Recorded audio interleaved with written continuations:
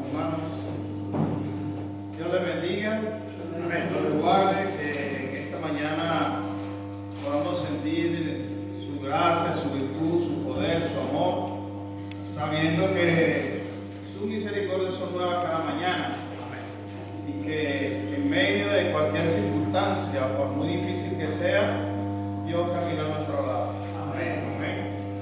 Bien, hermanos, doy gracias a Dios por la oportunidad que me brinda mañana para hablar un poco sobre la serie que hemos venido transitando. Ya el pastor estuvo hablando durante los domingos, ahora me toca vivir los domingos más y así sucesivamente. Bien, voy a pedir que usted esté abriendo su Biblia en el libro de Colosenses.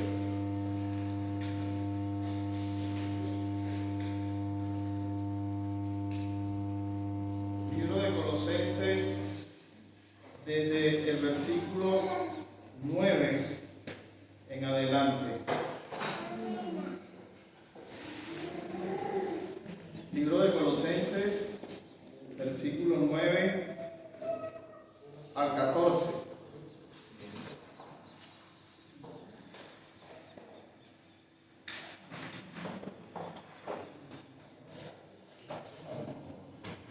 Dice así, hermano, como está escrito. No sé si sirve o no. Bueno, dice así, Colosenses 1, del verso 9 en adelante. Dice, por lo cual también nosotros, desde el día que lo oímos, no cesamos de orar por vosotros y de pedir que seáis llenos del conocimiento de su voluntad en toda sabiduría e inteligencia espiritual, para que andéis como es digno del Señor, agradándole en todo, llevando fruto de toda buena obra y creciendo en el conocimiento de Dios, fortalecidos con todo poder conforme a la potencia de su gloria, para toda paciencia y longanimidad, con gozo, dando gracias al Padre que nos hizo aptos para participar de la herencia de los santos, el cual nos ha librado de la potestad de las tinieblas y trasladado al reino de su amado Hijo, en quien tenemos redención por su sangre y perdón de pecados. Hasta el versículo 14. Bien, hermanos, esta es una carta llamada por muchos como la más profunda que escribió el apóstol Pablo. ¿Y por qué es llamada la más profunda? Porque él expresa de una manera suprema lo que es Cristo para él y para nosotros. Lo que es una forma, lo que significa que es una de las formas más elocuentes en el Nuevo Testamento de que Cristo es supremo en todo. Es decir, se habla de una supremacía de Cristo, porque es supremo ante todo. Él es el que creó todas las cosas y todas las cosas fueron creadas por Él y para Él. Él es el que sustenta el universo, es quien sustenta nuestras vidas, Él es el que sustenta todas las cosas que existen, hayan sido creadas o no.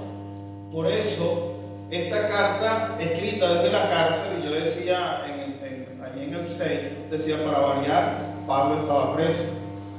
Y a pesar de que estaba preso, esa condición no le permitía, si se quiere, como afligirse y todos los demás, sino que escribía de una manera muy motivadora a que los hermanos supieran y entendieran que Cristo era superior en todas las cosas.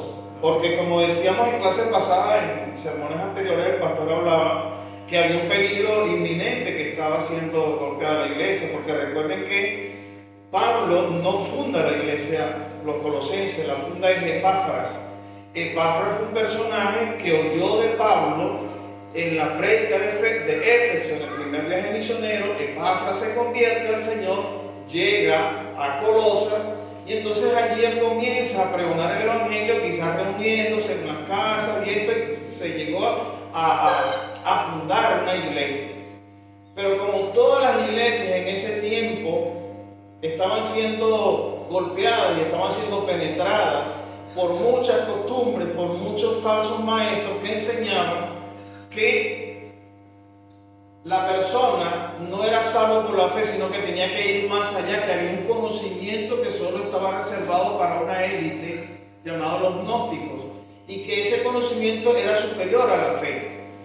Y estaban otros personajes que eran los judíos, que eran los judaizantes, que la mayoría de las iglesias estaba compuesta por gentiles y por judíos, y estos judíos decían que no, para añadir la salvación y alcanzar lo que era la supremacía divina, había que ir más allá de una simple confesión o de una simple asistencia a una iglesia, sino que tenían que circuncidarse y guardar ciertas y determinadas costumbres. Por otra parte estaban los ascetistas, que estos eran personajes que establecían que la persona tenía que olvidarse de todo el desorden y de todo el ruido mundanal. A mí esa palabrita a veces no me gusta, ¿no? Pero siempre la gente la usa. Y entonces toda esa deslastrarse y todo lo demás y vivir una vida limpia e íntegra para Dios. Entonces, contra estos tres elementos o tres factores, las iglesias, la mayoría de las proconsular, de las iglesias que se fundaron, estaban siendo golpeadas por esta cuestión.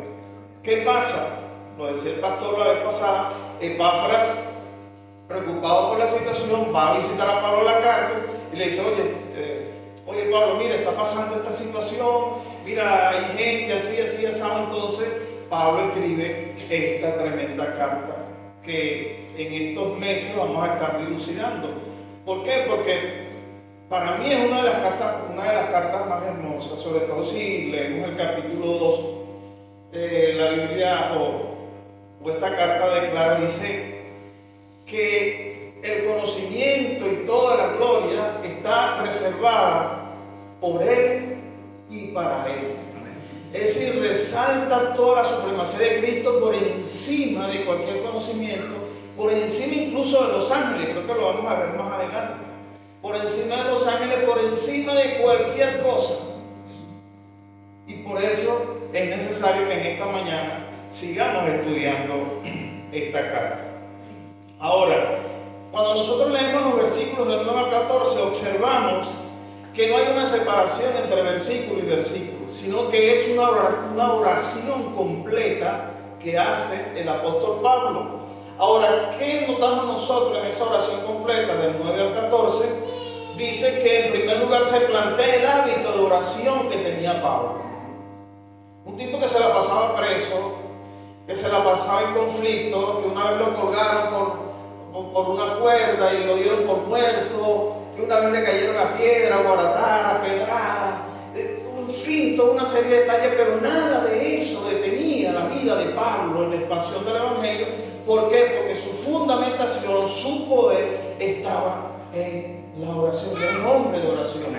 Porque él decía, pido la oración, o sea, a la vez que oro por ustedes, también pido que ustedes oren por mí, para que el Evangelio no sea detenido ni esté preso. Porque escribe 4 epístolas, 4 cartas estando preso, hermano. Quizás alguno de nosotros nunca ha estado preso, y Dios quiere que no. Quizás muchos de nosotros hemos pasado por situaciones aflictivas y todo lo demás, y muchas veces esa parte de ello, esa parte de la conmiseración que tiene uno mismo, y muchas veces esa parte del pobrecito yo, de oye, oh Señor, ¿por qué yo tengo que estar pasando por esto si yo te sirvo? Bueno, entonces tú o yo somos mejores que Pablo, que Pedro, que pasaron por estas cosas. Me acuerdo en una ocasión que Pablo decía, bueno, de los judíos he recibido 40 azotes menos 1, es decir, 39 5 veces. Estaba en peligro de naufragio, peligro de falsos hermanos, peligro de ladrones, peligro de naufragar en alta mar, peligro de peligro por encima de cualquier peligro. Y sin embargo él decía al final, pero hay algo que se agolpa en mi corazón, y es que la gente conozca de aquel que nos llama de las tinieblas a su luz admirable. O sea que por encima de lo que tú pasas, o por encima de lo que yo pase, yo no puedo tener una actitud de conmiseración. Hermano, ¿cómo te sientes? Oye, hermano, allí estoy como la sandía, por el piso pero dando fruto. Así decía una persona en Venezuela, y creo que lo decía aquí, no sé dónde rayos lo dije, que había un hermanito que cada vez que él tenía aflicciones, él se dejaba crecer la barba. Se dejaba crecer y se ponía así, todo, la barba grande, todo lo demás. Y entonces ya él era una conducta que asumía de que cuando la gente lo viera con barba, era que el hombre tenía problemas y aflicción. Cuando lo veía sin barba, el hombre estaba bien, ready, todo chévere. ¿Entiendes? Entonces, ¿qué pasa, hermano? El segundo lugar, el primer lugar era la vida de oración que tenía Pablo. Porque él dice aquí, por lo cual también nosotros desde el día que oímos, no cesamos de orar por vosotros, es decir, por ellos, por los de Colosas, y pedir que sean llenos del conocimiento de su voluntad en toda sabiduría e inteligencia espiritual. ¿Y cuál era el otro elemento, la segunda parte?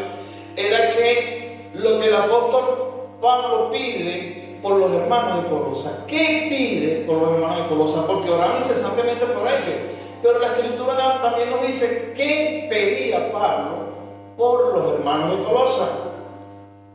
Entonces, hay que también establecer quiénes eran los hermanos de Colosas, de dónde venían, de qué sistema venían. Y todos nosotros sabemos, o lo hemos alguna vez oído, se ha pregonado desde acá del púlpito, que los hermanos de Colosas venían de un sistema de adoración pagana. Adoraban muchos dioses, y sobre todo dioses griegos.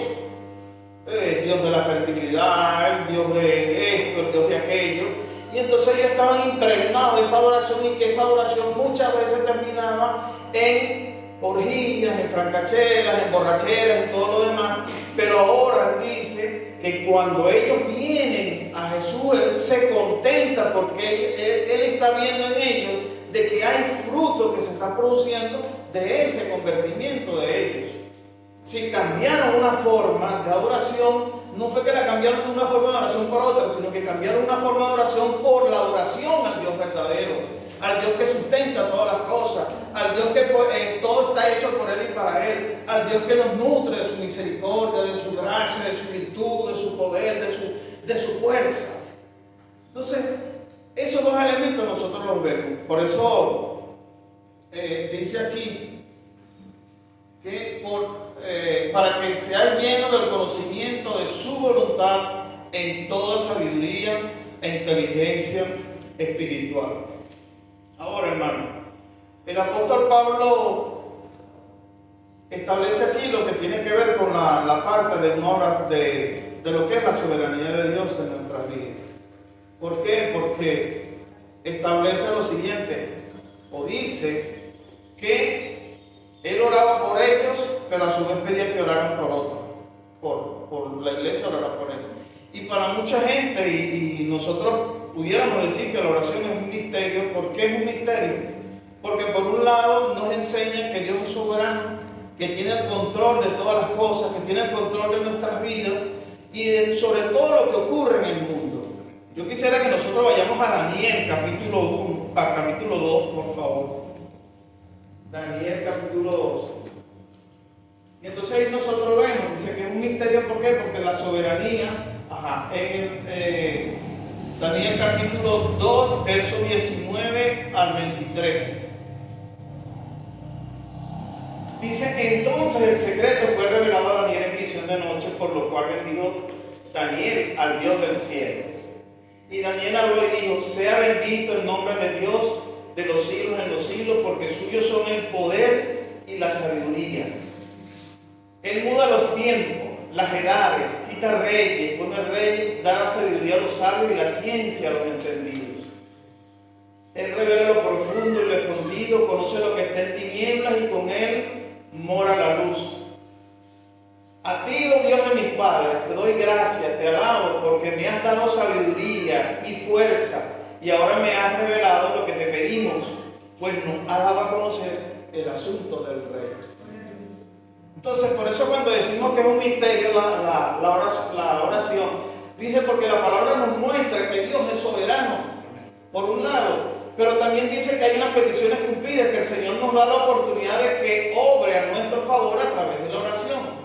Ahora, cuando dice que nos muestra que Dios es soberano, resulta, y usted lo ha leído, voy a decir brevemente el contexto, porque Nabucodonosor tuvo un sueño, y él tenía toda una serie en la corte de sabios, entendidos y todo lo demás, y le dice, oye, mira, tuve un sueño, pero no recuerdo cuál era el sueño, y la gente le decía, oye, pero es que eso es imposible, digo, ¿cuál es el sueño? Y nosotros te damos la revelación.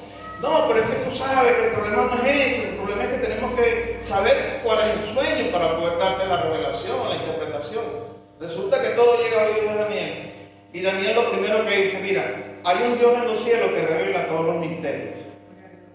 Y entonces él comienza a orar, y es por eso que él expresa de una manera tan hermosa eso que dice, Dios pone reyes, quita reyes, a nosotros nos da la sabiduría, nos da el poder, nos da la ciencia y todo lo demás. Ahora, hermano, ¿qué dice Santiago capítulo 4, verso 2? Santiago dice, no tenéis lo que pedís, porque no pedís como conviene. Porque a veces creemos, y creo que el libro ha estado hablando en ciertas maneras acá de la oración, porque siempre estamos, Señor, mira, ayúdame, Señor, bendíceme, Señor, úsame, Señor, bendice a mi familia, Señor, esto, lo otro. ¿Es malo eso? No. Pero tenemos que tener una prioridad acerca de lo que debe ser nuestra oración. Porque Santiago dice el que no tiene sabiduría, que la demande de Dios. Ahora, la sabiduría está en quién? En Dios. Porque yo puedo tener una sabiduría, un conocimiento secular, como llaman por allí. Puedo tener un conocimiento que haya adquirido en la facultad. Puedo tener un conocimiento que yo haya conservado a través de la experiencia. Pero ese conocimiento no llena ni me convierte en una persona espiritual. Solamente el conocimiento que viene de Dios es el que me va a mí establecer quién soy, dónde estoy parado y quién soy en Cristo Jesús. Ahora, hermano, nuestra responsabilidad no es, oye, es un misterio, vamos a ver qué pasa con el misterio. Nuestra responsabilidad no es interpretar el misterio, sino obedecer lo que Dios dice en su palabra. Porque hay una parte que nos dice que nosotros debemos amar a nuestro enemigo. Oye, que debemos amar a nuestros enemigos. Realmente podemos amar a los enemigos, a las personas que nos hacen daño. ¿Podemos? No me vean con esa cara, hermano. ¿Podemos amar a nuestros enemigos? No. ¿Pero qué estamos llamados? A obedecerle. Amarle, porque a mi mantequilla, como decimos en Venezuela, que yo amé a Jesús, que amé a Lío, que amé a cualquiera de ustedes que nos ame, a hermana Carmen, que yo no me puedo ir aquí sin saludarla, que yo la amo y tal. Pero, y aquellos a quien me hacen daño, me patean, me golpean, me estrujan, me pegan contra la pared. O sea, yo lo voy a amar con esa misma capacidad con que amo a la hermana Carmen, a cualquiera de ustedes. No. Pero soy llamado a ¿qué? A amar a ese personaje. ¿Cuánto cuesta? ¿Cuánto cuesta? Pero vamos a seguir. El Nuevo Testamento siempre habla de la soberanía de Dios en manos de Pablo, ¿verdad? En cuanto a este versículo 9, Donald Carson, ¿quién era Donald Carson? Donald Carson era un teólogo, predicador, fundador de la Coalición por el Evangelio, un escritor, puede decir todo un crack. Entonces, este hombre decía lo siguiente, que en la vida de Pablo se señalan tres aspectos en la oración, tres aspectos fundamentales. Primero, que Pablo oraba por la expansión del Evangelio. O sea, la preocupación más grande que tenía Pablo no era que estaba preso, no era que estaba sometido a vejámenes, a vituperio, sino que estaba pendiente de que al salir de esa cárcel, porque había gente que estaba orando por Pablo, sobre todo en Filipos, la gente de Filipenses y otra gente, cuando Pablo, que mira, se corrió la noticia, Pablo está preso, y los hermanos, oye, qué cosa. Pero comenzaba a orar y él decía que él sabía que las oraciones de esta gente iba a permitir que él saliera en libertad, porque eso no era impedimento que él estuviera preso para que el Evangelio sea extendido. Ahora,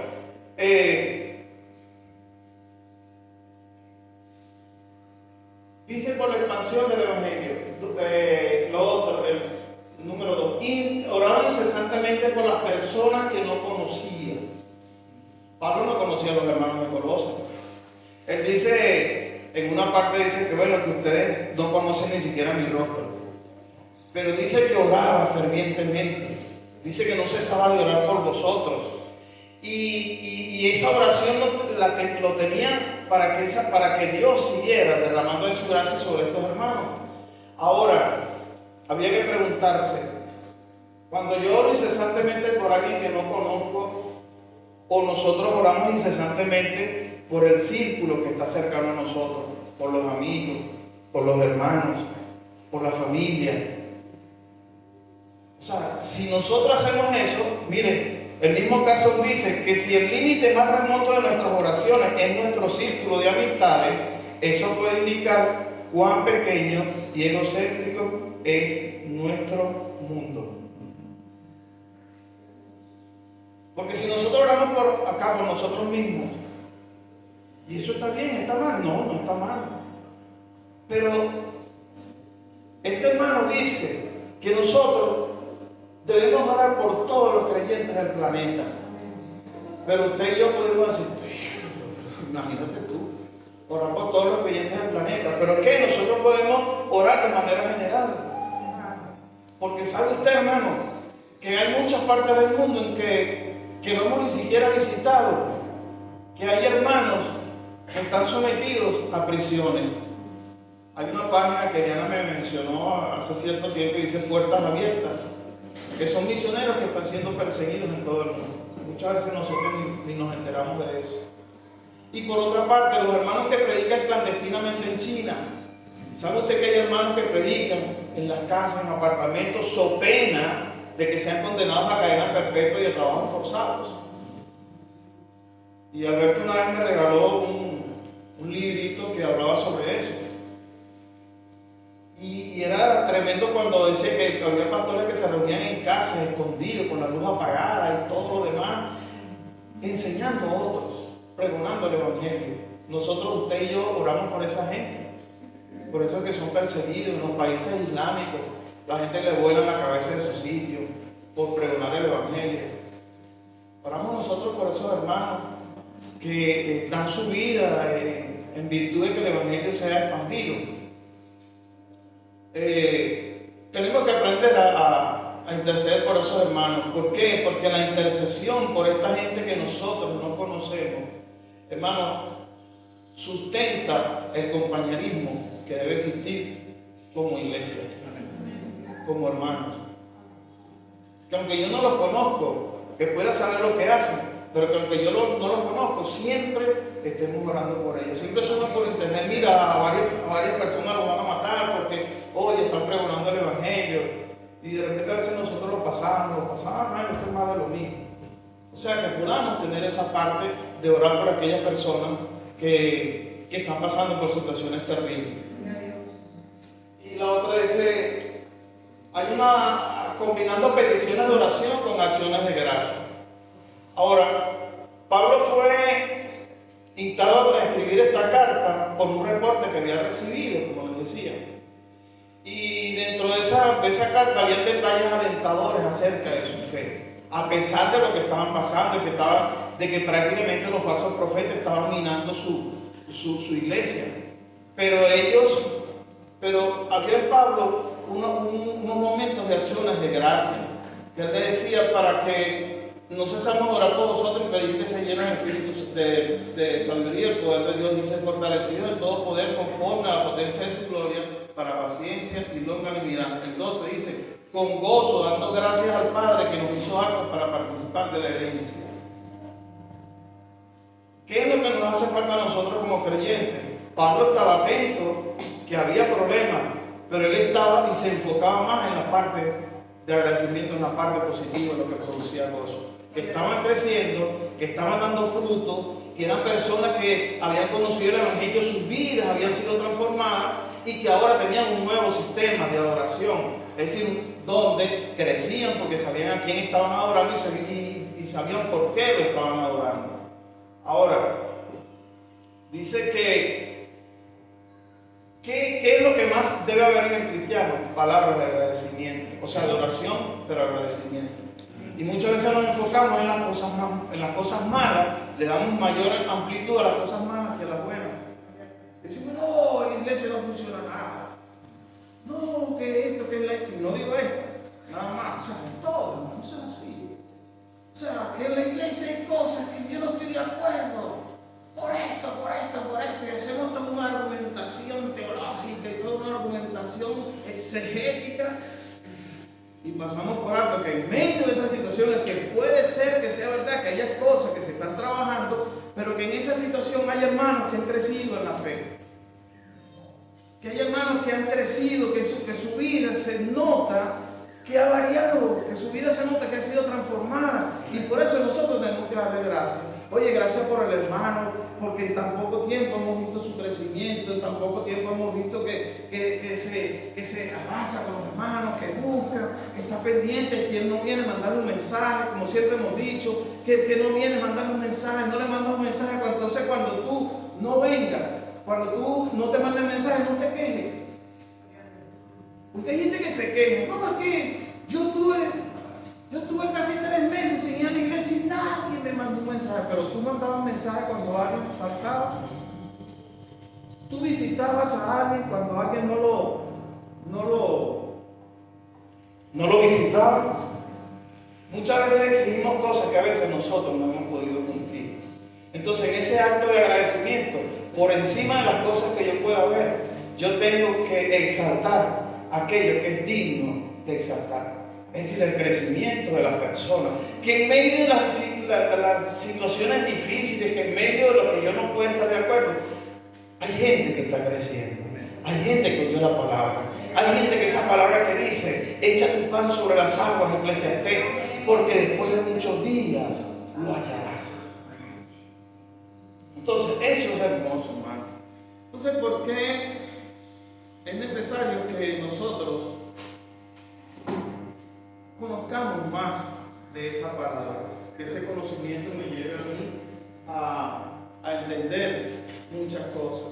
¿Por qué?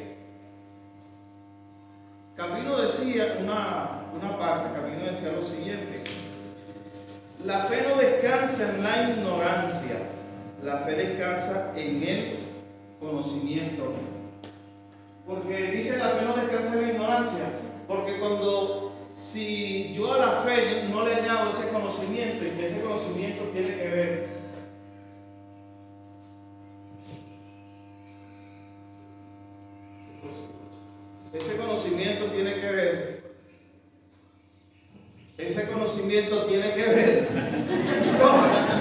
oye, hermano, por eso que no sé, ese conocimiento, hermano, tiene que ver con lo que yo aprendo, hermano, con lo que yo entiendo y busque. ¿Sabe quién era Esdras? Esdras era un personaje que él dice que él comenzó a inquirir sobre la palabra. ¿Sabe usted lo que significa la palabra inquirir?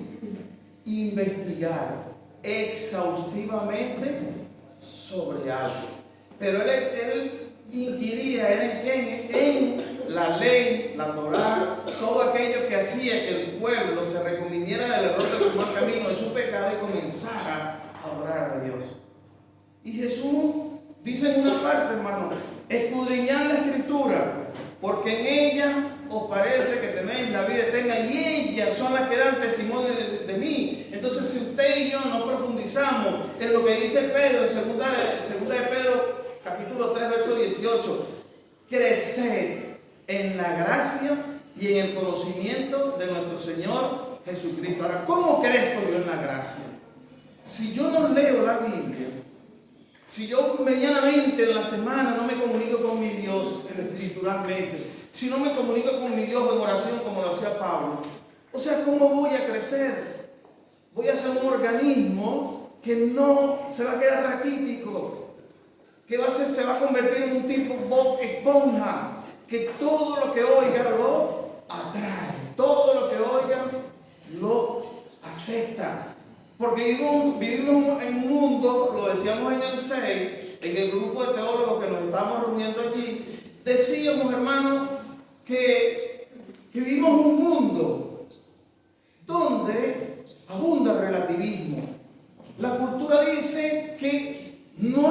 verdad absoluta, que las verdades son relativas, pero cuando Jesús me dice a mí, en su palabra, y si yo la leo, la diciendo, la entiendo, me empapo de ella, Jesús me dice a mí, yo soy la verdad, yo soy la vida. Y más adelante dice, y conoceréis la verdad, y la verdad os hará libre. Entonces la verdad absoluta, la verdad suprema es Jesús.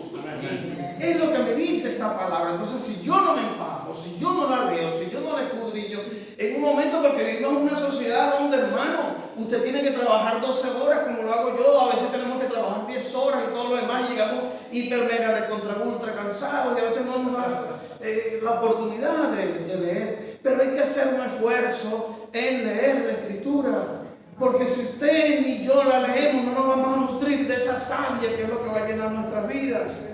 Porque ¿qué es lo que me dice la Escritura? No me habla del misterio que estuvo escondido por los siglos, el misterio de la redención, el misterio donde Cristo dio su vida, que en gracia a Dios derramó su sangre para darme a mí la bendición de redimirme de la maldición del pecado y de la muerte. Entonces, si yo no me preocupo por eso, hermano, voy a vivir una vida raquítica. Entonces, ¿cómo voy a crecer en el conocimiento, en la sabiduría y en la inteligencia espiritual? Yo quiero, Ariana, por favor, lo de que me habla de la... Dice la sabiduría e inteligencia espiritual. Esa sabiduría e inteligencia espiritual tiene que ver con el entendimiento. Ahora, ¿cómo se pronuncia esa parte del entendimiento? Sunesis o sunesis. Ahora, la definición es poner juntos mentalmente, es decir, inteligencia o concreto el intelecto. Y la otra es entender, suniemi, que tiene que ver poner juntos, es decir, comprender mentalmente por implicación y actuar devotamente. Así que eso que yo veo, que escudriño, que leo, que yo lo pueda poner en práctica. Entonces, hermano, ahora, esa sabiduría, ese entendimiento espiritual, y cuando se habla de entendimiento espiritual suena así como un poco raro, ¿no? Pero eso tiene que ver con la comprensión, tiene que ver con ese detalle que yo, si no lo entiendo, yo tengo que escudriñar y buscar esa revelación del Espíritu Santo. ¿Por qué? Que el Espíritu Santo es el que produce en nosotros esa cuestión. Dice que Él es el que nos convence del juicio, de pecado y de justicia. Entonces, en ese conocimiento es el que yo debo basar mi vida de fe. Es decir, ponerla en práctica, que eso sea patente en mi vida, que yo pueda relacionarme con lo que leo, lo que entiendo, lo que aprendo, pero que lo pueda poner en práctica. Ahora, hermano, ese conocimiento tiene que ver acerca de la persona de Cristo, y Dios reveló esta doctrina para que nosotros tengamos un buen armazón teológico. Dios reveló todas estas cosas, es decir, todo lo que tiene que ver con la fe, todo lo que tiene que ver con la gracia, todo lo que tiene que ver con el perdón, todo lo que tiene que ver con la misericordia, todo lo que tiene que ver con la gracia inmerecida, todo lo que tiene que ver con eso que antes estábamos en el reino de las tinieblas y nos trasladó al reino de su luz admirable. Entonces, cuando yo voy entendiendo todas estas cosas, yo voy armando mi armazón teológico, es decir, yo voy armando mi formación como creyente, y nada ni nadie puede bajarme de allí, puede apartarme a un lado, porque ustedes recuerdan, viene a mi memoria en este momento, lo que pasaba con los Gálatas. Y llega un momento en que Pablo dice: oh Gálatas insensatos, la Reina Valera es la que dice así, oh Gálatas insensatos, ¿quién os fascinó de lo que aprendieron para moverse de su fe? ¿Quién os fascinó? Hay una versión que es más fuerte, que dice: oh Gálatas estúpidos. Oh Gálatas estúpidos. Pero yo quisiera que viéramos la NBI, creo que es. David, tú leíste allá en el 6, ¿cuál fue? La NBI 7, NTV.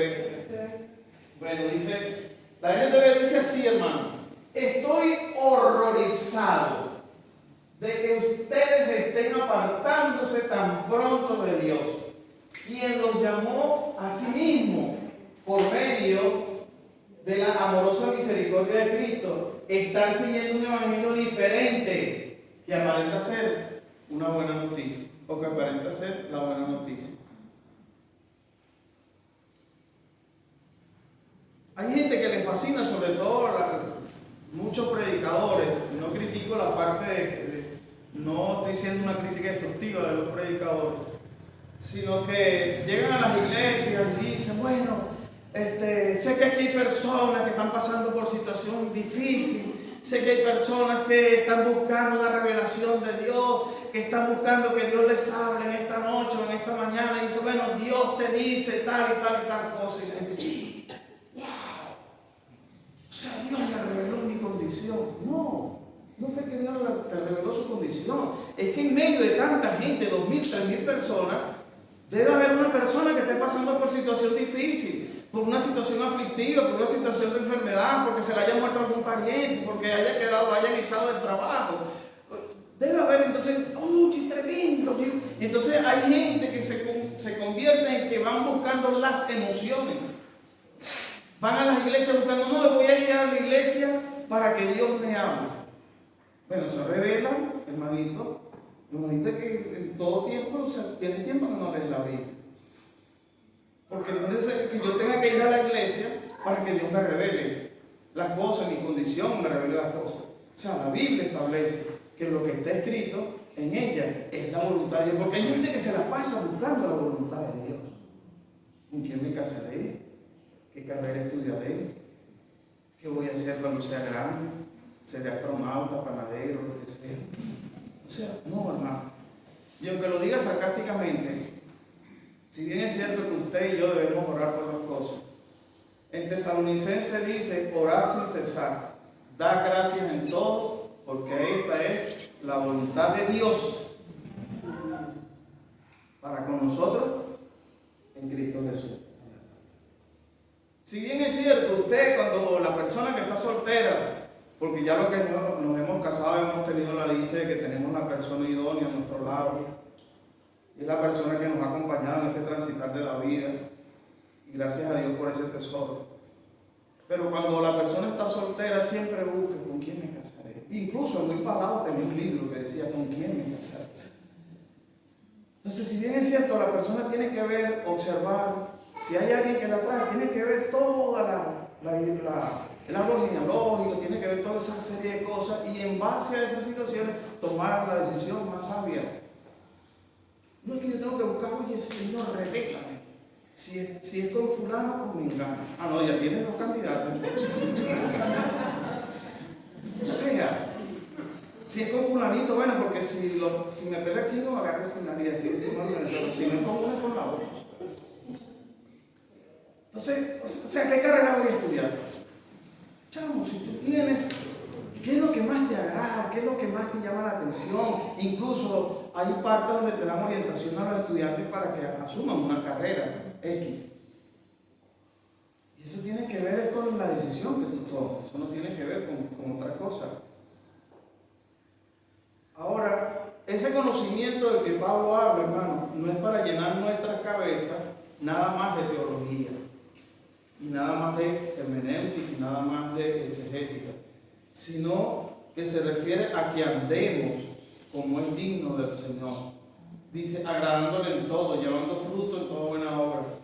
Dice, llevando fruto en toda buena obra, es decir, producir frutos dignos de arrepentimiento.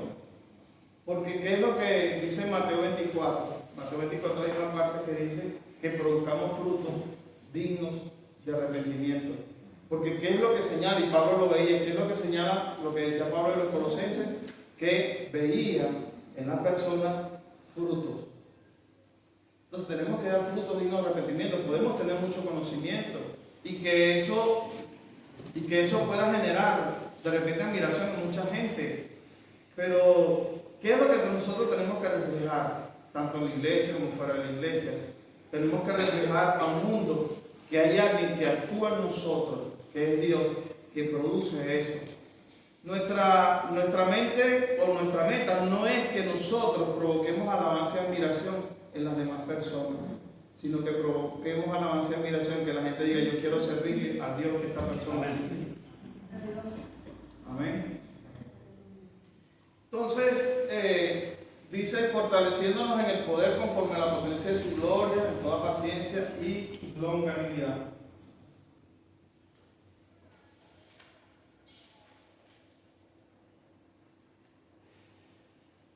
Ahora, hay esa parte que siempre está hablando Pablo y que habla aquí de la fe, fortalecido con todo poder conforme a la paciencia de su gloria, para toda paciencia y longanimidad. Dice que la fe produce obras dignas de arrepentimiento, por lo tanto, no todos los creyentes llevan fruto. Si no todas las personas crecen al mismo ritmo, no todas las personas producen el mismo fruto. Resta de nosotros que podamos ser personas que nos profundicemos, que busquemos, que demos esos frutos dignos de arrepentimiento. Porque hay gente que dice: no, es que Pablo dice ¿cómo se llama? Sin fe es imposible agradar a Dios. Pero también Santiago habla de las obras dignas de arrepentimiento, de las obras que produce la fe, del cambio de conducta, la manera de transformación que nosotros se ve en nosotros. Ahora, ese cambio y transformación de conducta no es por nuestra propia fuerza, es por lo que Dios produce en nosotros. No es que yo decidí, porque soy cristiano, ser la mejor persona del mundo, porque ahora yo quiero ser buen vecino. No, es Dios quien produce en ti el querer como el hacer por su buena voluntad. Es Dios quien produce eso en nosotros. Ahora, para andar como es digno del Señor y vivir una vida digna de su agrado, debemos vivir una vida fructífera. El versículo 10 dice: para que andéis como es digno del Señor, agradándole en todo, llevando fruto de toda buena obra. ¿Cómo le agradamos? Llevando frutos. ¿Cuáles son esos frutos que se van a manifestar en nosotros? ¿Cuáles serían? Fe, amor, paciencia. Que yo pregone el Evangelio para que la gente venga a Cristo. Esa alabanza y esa oración que yo nada más no cante en la iglesia, sino que también la cante y la pregone fuera. Que la gente ve en mí que hay una persona distinta, pero no porque yo lo pregone, ni porque la gente ve, sino por lo que Dios produce en mí. Esos frutos dignos de arrepentimiento es lo que se refiere Pablo en este caso. Porque Juan habla de que el árbol que no da buen fruto es cortado y echado al fuego. Ahora, dice: el Padre también se glorifica cuando los creyentes llevan mucho fruto, porque mostramos en nuestras vidas el poder de Cristo que obra en nosotros. Cristo dice claramente que el que permanece en mí lleva mucho fruto, porque separados de Él, Jesús lo dice: separados de mí, nada sois. Es a través de Cristo. Dice: no todos los creyentes llevan fruto, como les decía anteriormente. Ahora, el fruto por excelencia que el creyente debe dar en su vida es el cultivo del carácter. Y es allí, hermano, donde más uno rodamos, en el carácter. Porque podemos venir a orar y todo lo demás, pero muchas veces el carácter, nosotros no le hemos permitido todavía al Señor trabajar en ese carácter. Porque siempre sale a relucir, como dice un libro famoso, y como estamos en ese detalle, en ese transitar, dice que el egocentrismo, el ego de nosotros, no permite que Dios trabaje en mi carácter. Porque siempre, como decíamos en el sello, me guía decir en el sello, humillar, decir que yo soy quien soy y no me parezco a nadie. Y no permite que Dios transforme ese carácter. Sí, porque ¿qué es lo que...? Hay un versículo que es tremendo para la gente que tenemos detalles con el carácter. Y es que Dios mira de lejos al altivo y al humilde lo exalta o lo ayuda. Hermano, que nosotros podamos de verdad dejarle nuestro carácter al Señor. En Pablo no sabemos cuál era el aguijón. Yo sí sé cuál es mi aguijón. Usted también lo sabe. Todos lo sabemos. Entonces tenemos que dejar que sea Cristo, que sea el Señor quien toque ese aguijón. Porque muchas veces ese aguijón no nos deja crecer como personas, no nos deja crecer como creyentes, no nos deja crecer como hijos, no nos deja crecer, hermano. Y entonces, ya vamos a terminar. Dice que estos frutos no se producen porque nosotros tenemos la determinación de producirlos, sino es porque el Señor Jesucristo lo hace en nosotros. Nosotros tenemos que crecer en el conocimiento profundo de Dios, pero indica, para conocer bien al Señor, mientras más conocemos a Dios, más grande nosotros le vemos. Si yo conozco a Dios en toda su extensión, yo voy a ver que Dios es más grande que los problemas míos. Yo voy a ver que Dios está por encima de la situación aflictiva que yo esté pasando. Pero si yo veo a Dios más pequeño, significa que no le he dado lugar o capacidad para que se muestre en mi vida. Ahora, ¿cómo está nuestra relación con Dios? Cabe preguntar, ¿cómo está nuestra relación con Dios? No lo digo. Es decir, ¿qué tanto tiempo conozco de Dios? ¿Qué tanto tiempo busco a Dios? La otra pregunta, ¿conversamos con Él diariamente? A través de esa oración incesante que decía Pablo, a través de esa oración que es capaz de producir cambios en el mundo. Conversamos incesantemente con Él. ¿Qué tanto le adoramos a lo largo del día? ¿Qué tanto le conocemos?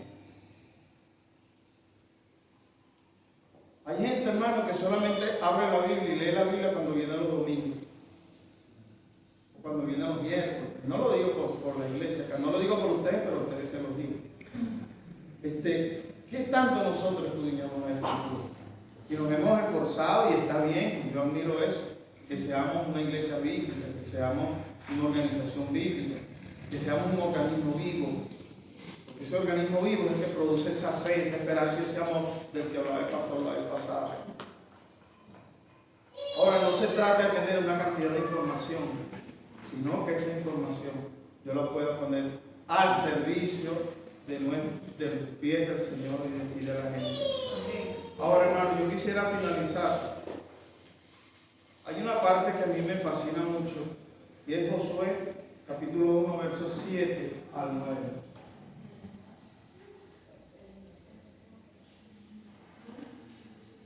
Josué, capítulo 1, versos 7 al 9. Dice, sé fuerte y muy valiente. Ten cuidado de obedecer todas las instrucciones que Moisés te dio. No te desvíes de ellas, ni a derecha ni a izquierda. Entonces te irá bien en todo lo que hagas. Dice, estudia constantemente este libro de instrucción. Medita en él de día y de noche para asegurarte de obedecer todo lo que está allí escrito. Solo entonces prosperarás y te irá bien en todo lo que hagas. En todo lo que hagas. Entonces, ¿qué? Muchas veces ya nosotros sabemos lo que es la prosperidad y muchas veces decimos, quién sabe, sabemos quiénes son los que producen prosperidad. Pero el secreto, hermano, de que a usted le vaya bien y que prospere es ese. Y que yo me prepare en el conocimiento bíblico, teológico, que yo me prepare cada día buscando sus palabras, porque entonces yo voy a entender cómo es andar dignamente delante de la presencia de Dios. Yo voy a entender cómo esa paciencia y esa longanimidad, que esa paciencia debe tener es que yo pueda tener paz y tranquilidad en medio de las situaciones difíciles. Y que esa longanimidad tiene que ver que yo pueda ser paciente, que pueda entender y suena fuerte y amar a esas personas que me maltratan. Porque a veces nos conseguimos en los trabajos gente que le pone el ojo a usted. Nos conseguimos con jefe que quiere hacerle la vida imposible, pero eso, usted, teniendo la paciencia, la longanimidad, Dios transforma esa situación. Entonces, yo siempre le digo a mis muchachos, a Ariana, se lo mando en video, en audio, que esa promesa de que todo me irá bien y que hará prosperar su camino y todo lo que yo emprenda me va a salir bien, pero si todo lo que yo emprendo tiene que ver con la obediencia a los estatutos, a los mandamientos, a la palabra del Señor, estoy persuadido, como decía Pablo, que Dios va a cumplir sus promesas. ¿Usted quiere ser prosperado? Escudriñe. ¿Usted quiere ser que todo le salga bien? Investigue la palabra. ¿Usted quiere que todo le vaya rey, que todo le vaya chévere? Como yo también lo espero. Bueno, hermanos, propongamos exhaustivamente buscar de la presencia de Dios a través de qué? A través de Escritura. Porque Él dice, ellas son las que dan testimonio de mí. Mi amado hermano, Dios le bendiga, Dios le guarde. Que la gracia de nuestro Señor Jesucristo sea con cada uno de ustedes.